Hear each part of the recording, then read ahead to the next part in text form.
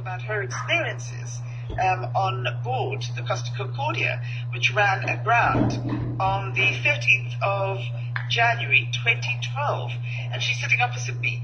So Andrea, thanks very much indeed for coming into the studio. What made you write the book in the first place? Thank you, Jenny, and thank you so much for inviting me to chat during my brief visit to South Africa. It's a very interesting story, and I felt very motivated to write the book. 6 months after the accident, we had decided, I took it upon myself after brief interaction with our rescuers. I'll take you back a few months shortly after the accident. A few weeks after the accident, I started having composure because my life was just turmoil for weeks after, in fact, months and later in years. I wrote a letter to the school where we had immediately been taken to once we had been rescued to thank. I knew this was my way of getting to thank our rescuers and the people immediately that we had had interaction with. In the letter, I wrote to say that I know the beginning of my healing can only start when I am privileged to get back to the island and hug and thank each and every one of you for your unconditional involvement and commitment in our safety and helping us on the path of survival. This was probably early in February of 2012. And weeks later, I was at my computer working one morning when I got a Facebook post in Italian. My immediate thought was, oh goodness, now they're managing to spam on Facebook. And I hit the red X, and something made me think about this, and I thought, no, this is Italian. I've got all this stuff going on in my life. Maybe somebody is trying to get in contact with me. I brought it back to the forefront and cut and pasted into Google Translate. And it was this lady that I had written to who had followed us up, did a Facebook search, and got in contact with me to ask about our recovery, our family, our relationships, to say how often they think of us and their hearts are with us, and she just wanted to see how we were doing. And need I tell you how Facebook grows and grows like sugar to a yeast recipe. Within moments, everybody who had been immediately involved with us during this night and the passage of recovery started Facebooking us back, and with the internet, it was just incredible how we could communicate through Translate. But in my heart, I knew that the next part of the journey for me was to get back to the island, to actually turn our trauma into something visual. Our life had become a blur. As my head became a marshmallow, I didn't know from day to day what I was feeling, what I was thinking, what I was documenting. And I knew I had to go and visualize. I had to go back on this journey. I had to go and see exactly how far we walked on the dark night, what the school building looked like, what these people were that I called my nurse who pulled the coral out of my feet, exactly what the distance was that we had traveled when we were taken into the next rescue station the next day. We were told, Mrs. Davis, you have to get onto a ferry to get back to mainland. I told the Canadian Embassy, send me a helicopter. I am not getting back onto the water. I needed to see the distance. It was just a blur. So I'm going to interrupt you because it's a long answer to the question, what made you decide to write the book in the first place? Was it just getting this out of your system after the trip that you did? The trip that you're talking about when you went back to say thank you to everybody, and also just to have a look at where you were and what the ship was like. What made you write the book? It's a different matter altogether, isn't it? This is exactly, and thank you for asking. Once we had done this return visit, I knew that the only way that I could start making sense of all these incredible relationships and all the people that had done so much for us and the unbelievable life experiences, the journey back to Italy and the journey back on a following cruise was a turnaround point for me. This was turning the tragedy and the horror of the accident into the grace of gratitude and the miracle of survival. And I knew that this had to be my way of expressing this to myself and putting all these thoughts and all the communications and making sense of all these relationships which we had now been nurtured. Over this period of time, we had received so many calls and so much communication and so many incredible life-changing experiences that this was my way of making sense of the previous 6 months. This was in August of 2012. Friday the 13th of July, exactly 6 months after the accident, which was Friday the 13th of January, we got back onto a cruise for the very same reasons. I call it my doctor's prescription of helping me to make sense of the feelings, the smells, the emotions, turning this into something tangible. And I wanted to document this for myself, for our family, for our children, our grandchildren, understanding everybody over this period of time had developed their own need and neediness in our relationship. And I couldn't remember from day to day what yesterday was. I had been taken quite severely with post-traumatic stress disorder, and I needed to start documenting this experience. So that was the beginning. For the family. That was the beginning. And I called it Survival Was Only the Beginning. So we're chatting to Andrea Davids, who is the author of Survival Was Only the Beginning, and that is the story of the Costa Concordia from her point of view. Solid Gold Weekends on 702. Enjoy the best music in great company. Join Alan Barnard, who does the talking, Kenny Maestri. Great music lined up, so hey, let's just kick back and enjoy. And Ray Levine. The hits and the memories, all right here, right here, right here. Solid Gold Weekends. Saturdays and Sundays, 10 a.m. to 7 p.m. Like that old-school golden oldies. Solid Gold Weekends on 702 with Carnival City. Come play at Carnival City. It's the most fun you'll ever have. The perfect mix of cutting-edge technology and affordability. This is a Continental Tire. Now buy 4 or more Continental Tires 14-inch or larger from Tiger Wheel and Tire and create your own perfect mix with a free SodaStream drinks maker. Or buy 2 and receive a free Brita water filter jug. Only at Tiger Wheel and Tire. Offer ends 10 August. Conditions apply. New store in Newcastle. See twt.to for details. Explore Europe and North America now in the space and comfort of Air France Premium Economy Class. Enjoy priority check-in, a wider seat with more recline, a leg rest, and a laptop outlet. Air France has daily flights from Joburg to Paris, with excellent connections through SkyTeam to over 1,000 destinations. Air France offers highly competitive Premium Economy Class fares to numerous cities, which are fully combinable with KLM. Call 0861 340 340 or visit airfrance.coza. You're listening to Jenny Cruz Williams on Talk Radio 702, your number 1 news and talk station. Email Jenny on jcw@702.co.za. All right, well, many of you, of course, remember the Costa Concordia. I can remember watching television, and they said a ship had come aground, and I thought it was a ship with about 10 or 20 people on. And then, of course, the television cameras began to focus on it, and you realized it had the potential to be something, utterly disastrous and Titanic-like.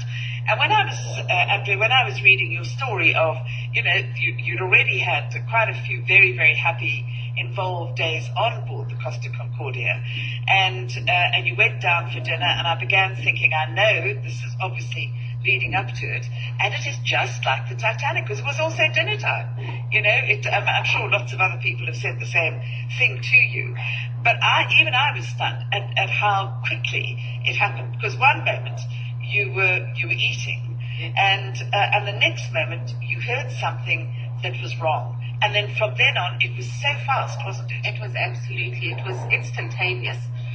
I recall hearing the scraping noise, but of course nobody knew what it was. But totally instantaneously, the ship went into absolute darkness and started listing. And within seconds, the food was tumbling and plates were falling down from the different levels of the dining room. There was glass shards, there was wine, there was hot food spilling all over.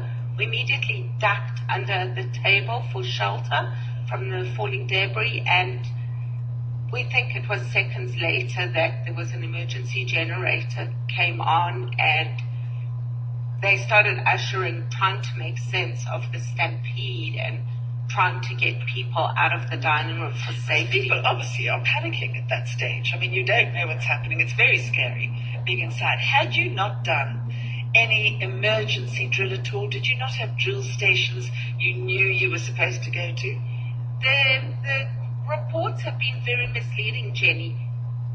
Unlike most cruises where the passengers embark and disembark at one port on the same day, do the whole route, and then disembark, on this particular cruise, passengers were able to embark and disembark in any one of the 7 days for a week. So we were, in fact, on day 5 of a 7-day trip. The majority of the passengers had only embarked that afternoon in Rome. We had emergency drill on our first day, but because we sailed out of Rome just a short while before, the passengers that got on in Rome had not had emergency drill, which was scheduled for the following morning. Little did they know, of course, that you were going to need absolutely everything. So there the two of you were, panic all around, people rushing from one side to the other, screaming, and the boat's already listing, isn't it? Totally listing. We had to really start walking against gravity, and there was a lot of motion at the time. We were being thrust from pillar to post as we were trying to get out of the dining room. There was no announcement until quite a way down the line, where it was announced that there had been an electrical failure. Please remain calm. Everything is being taken care of. Meanwhile, you can hardly stand upright because the ship is... Did you realize at that stage how close to shore you actually were? We had no idea. Absolutely no idea. The first time, to give you a little bit of an understanding, the accident happened at 9:30 at night. When we actually, the evacuate ship call was only called at 11 o'clock, and Lawrence's watch stopped at 12:10. Now, the first time we realized that there must be land was just before 12:10, when we looked up and I said to Lawrence, there is light on the other side. At this time, we looked down and we realized that most people are thinking, how far did we have to jump down to get off the ship? Well, in fact, we were going down with the ship. The water was already coming up onto our feet, up our calves, and we were getting further and further into the water. When we had to jump away from the ship was now falling on top of us. Now, you didn't have a life belt. Your husband did. And you just had your hip replaced or something like that. That's right. So you were, it was quite difficult for you. Jenny, there was no planning. There was no thinking that I can't, what should we do, where should we go? It was as if your body becomes a machine. It's left, right, without thinking. When I think back on this evening, my composure was so totally removed. I became very, very tranquil, I think back as if it was an out-of-body experience. It was, there's no planning, there's not how can I do it, what am I going to do? There was no instruction, there was no direction. It was, where was my next space? We eventually both did get life jackets. Immediately after the accident, Lawrence said to me, I'm going back to our cabin quickly, I'm going to get our life jackets. And something came over me and said, don't go, don't leave me. We would never have been able to get back to each other. Neither could we have got up to our cabin because there was no power. Over the course... So you're now in the water, as you describe it. Yes. You can hear people screaming all around you. Some of the lifebelts have gone. It's very Titanic-like, I've got to say. And thank goodness the water was warmer. And you began swimming. Were you swimming in a particular direction? Because you seem to be not swimming with a lot of other people. We were the first ones who actually jumped out into the water. So there were people followed behind as if I was the leader that this can be done. This was the only way off the sinking ship. We both did get life jackets by that point. There was a time where we had begged to get onto a lifeboat. I said there were only two, let us on.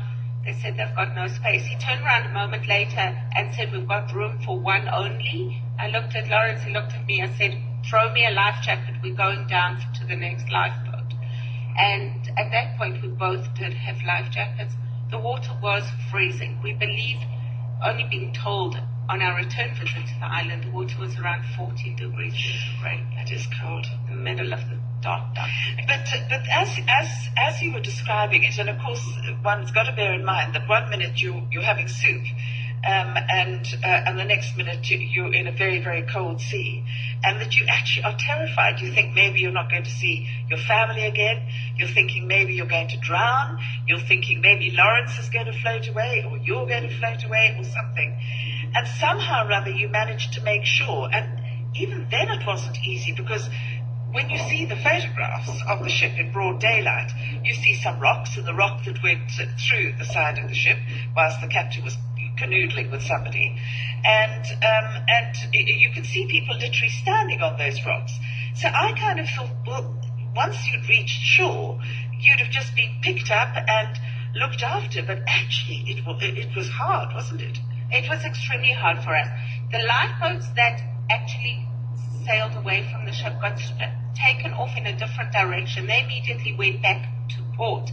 And the pictures that we see in the press and TV and news was the scene at the port.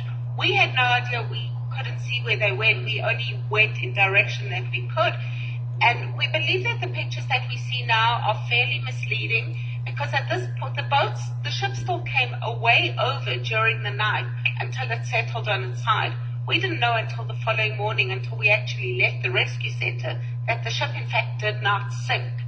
We thought that the ship was going down as we got off the ship.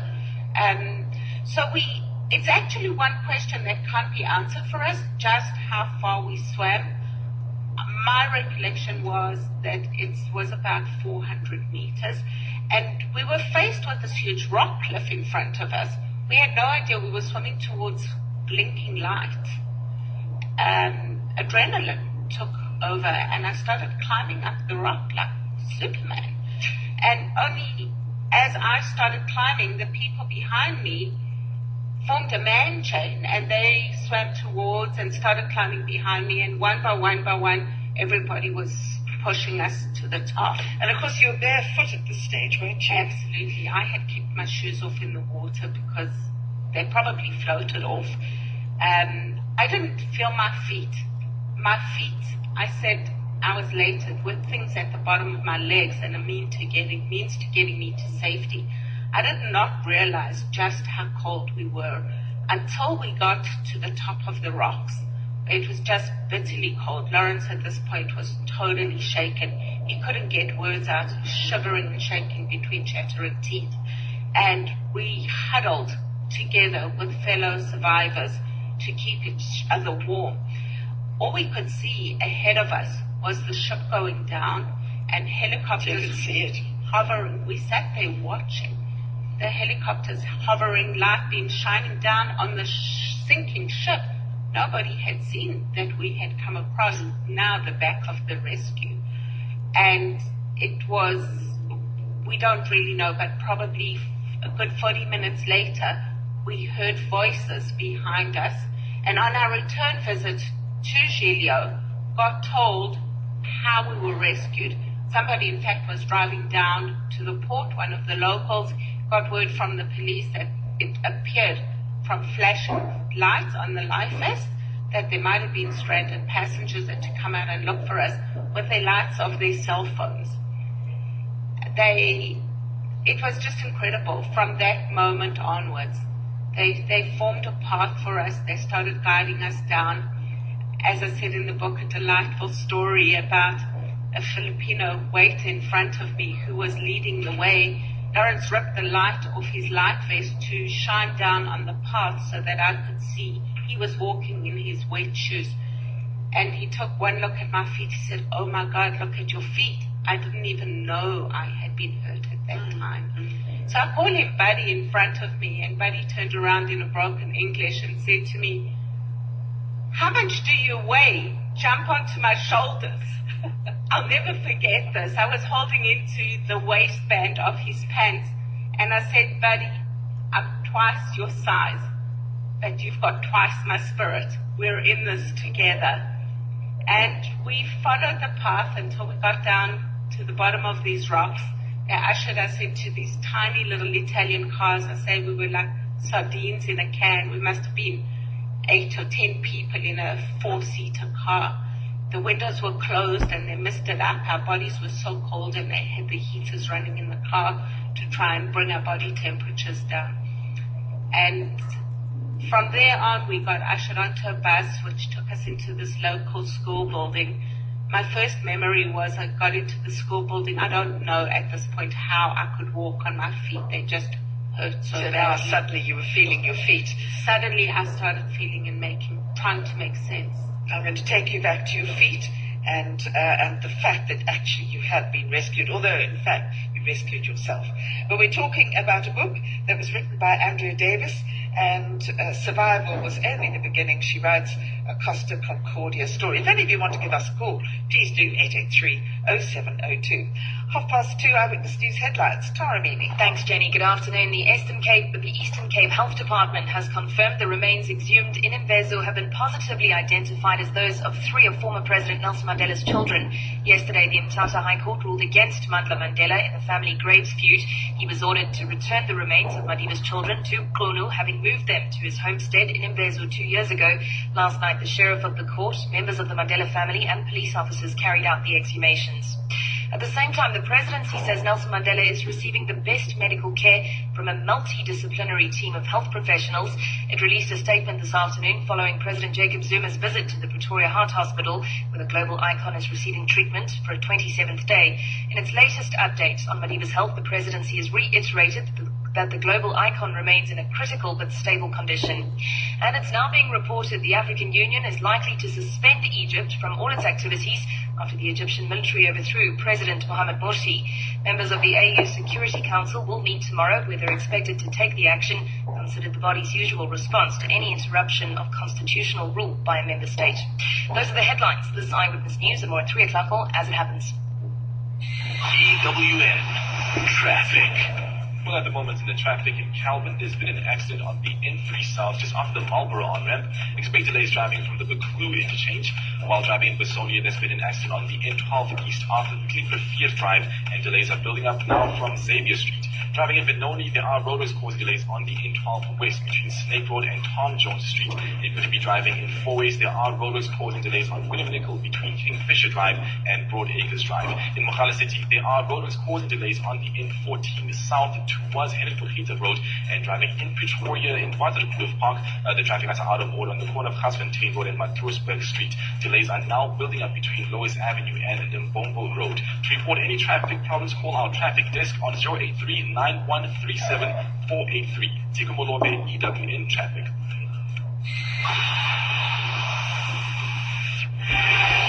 Talk Radio 702.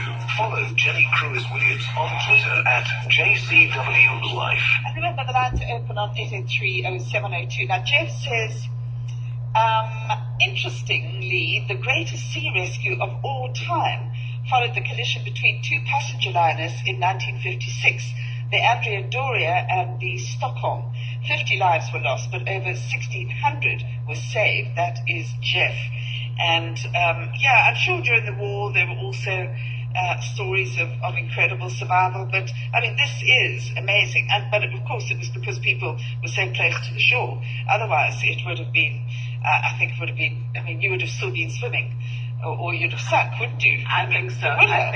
We never know. We can never go back in life and think what might have been. No, but I mean, had you been like a kilometre offshore, Absolutely. I mean, unless helicopters had come, you would not have survived. It was too cold, Jenny. It was just bitterly cold. Were you thinking, I suppose when you're in the water, you're thinking of staying afloat, staying together and getting somewhere. But at a certain stage, you must have started thinking about family. Not while we were in the water.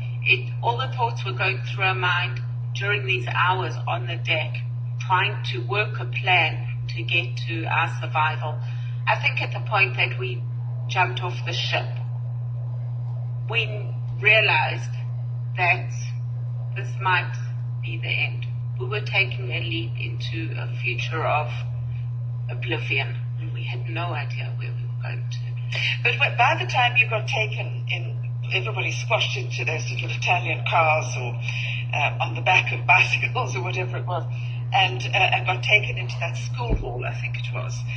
I mean, I was astonished that people didn't have clean clothes for you, but I suppose it happened so quickly. So quickly. There was no time for that. So quickly. It was within moments. As soon as we walked through the doors of the school, I looked at Lawrence and I said, "Forgive me, I have to take my clothes off." There were now ice packs wrapped around my body. But it was seconds. Somebody gave me, I remember it was a white quilted mattress cover that I wrapped around my body and shouted, "I need a phone. I have to call my family before they hear the news." And as this started happening, we were the first. People started walking in with bags of clothing and blankets and shoes and food and pots of tea and telephones, and it was just incredible how quickly and how unconditionally the local islanders responded to us, understanding that the population on the island at the time in the middle of winter is a mere 700 people. I said 701 people were there within moments. And this was only a tiny part of the rescue. The majority of the stranded passengers and crew landed up at the port that were taken across in lifeboats in a totally different direction. And the island does not have the capability to cater for this many people, let alone in a desperate situation. But I often think that in very, very small communities, people are more reliant upon each other, or that's the story.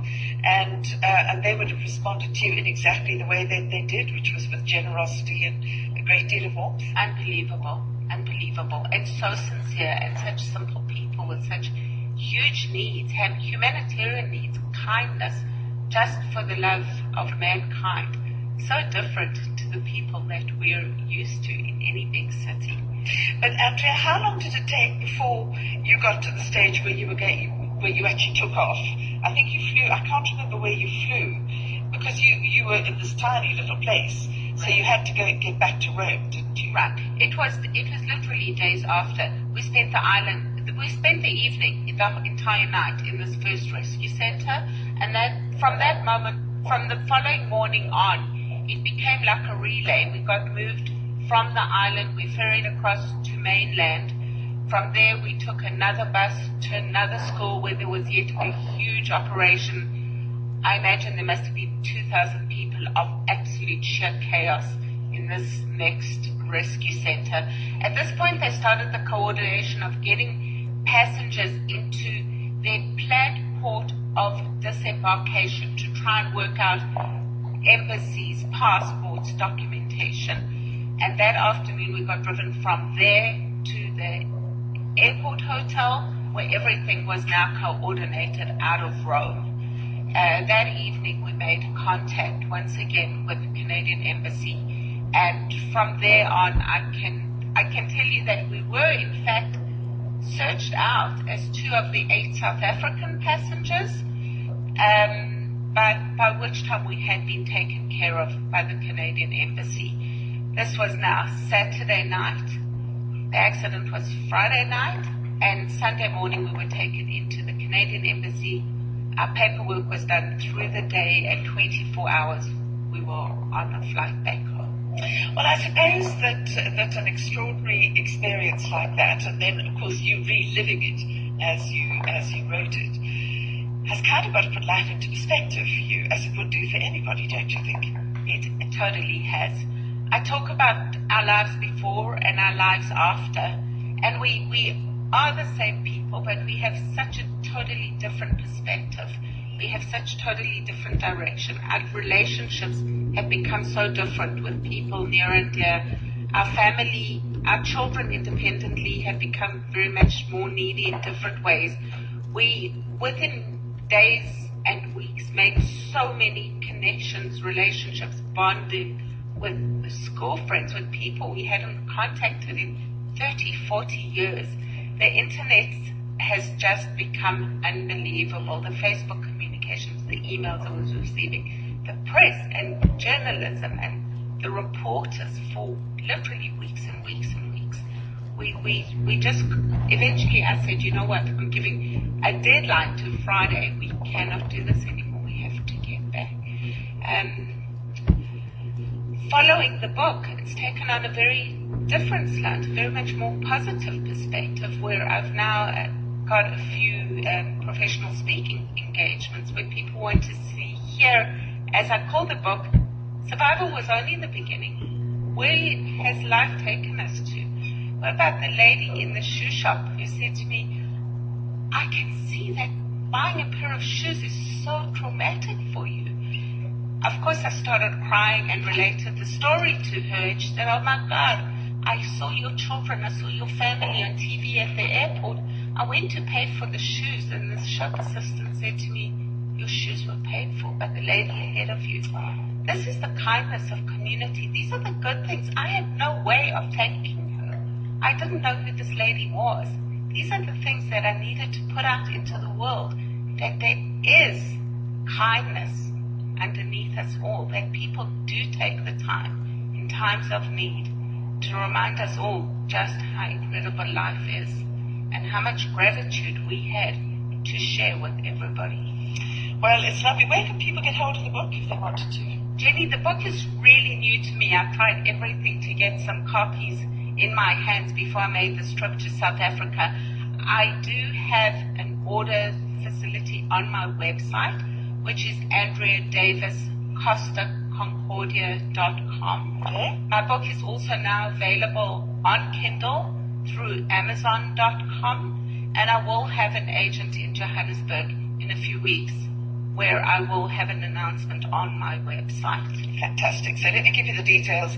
Again, it's Survival Was Only the Beginning. The Costa Concordia Shipwreck is by Andrea Davis, and you just go along to her website. You can order there, but also go along to Amazon and just download it on Kindle, and that possibly makes more sense than the other alternatives. But Andrea, thank you so much for making time. I mean, you must be busy seeing family and friends here, but thank you so much for sharing this with us here in the studio. Well, I thank you for inviting me. And for South Africa, I'm going to tell you a quick story that we did meet up with other South African survivors at the rescue center who I met on Wednesday evening and had an incredible reunion. And along the way, we've just been joined and reunited by so many other survivors. So these relationships will live with us forever. And I thank everybody in South Africa, in Canada, and globally for the incredible support through the journey. Well, what a ship and what a story. So, Andrea, thank you. Thank you, Jenny. You don't have to